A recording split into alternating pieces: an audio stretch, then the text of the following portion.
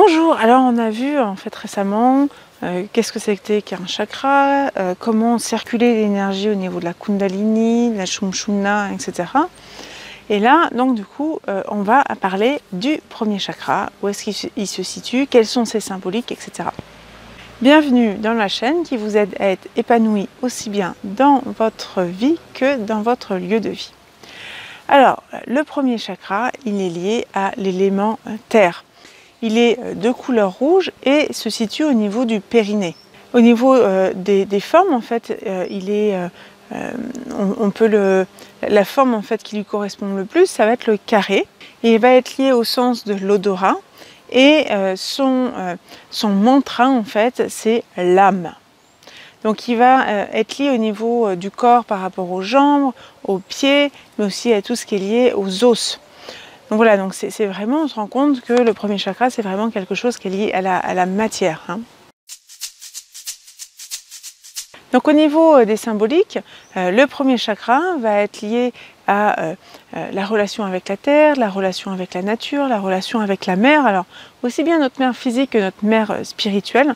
Des fois, s'il y a des personnes qui ont des problématiques de relation avec leur mère physique, ils peuvent très bien en fait compenser entre guillemets avec une relation avec la mère spirituelle qui est notre mère terre. Il y a aussi tout ce qui est lié au travail, à l'argent, le fait de se sentir en sécurité et avoir confiance en la vie.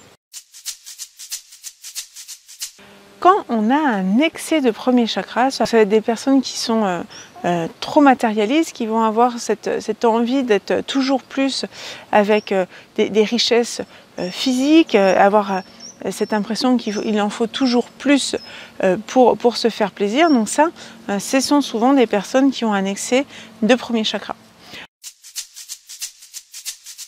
Ceux qui ont au contraire un manque de premier chakra, ça va être des personnes qui vont avoir cette sensation de planer, de ne pas avoir les pieds sur terre. C'est souvent des personnes qui sont fatiguées aussi et qui ont du mal à concrétiser en fait leurs envies.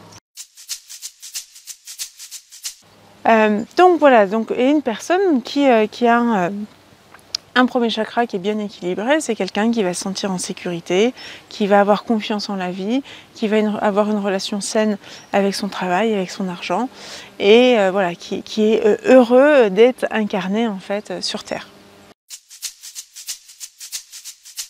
Alors, ce que je vous propose, toujours un petit exercice à la fin de la vidéo, ça va être de masser en fait la base du poignet. C'est une zone réflexe par rapport au premier chakra. Donc, quand vous massez en fait cette zone, vous activez en fait votre premier chakra.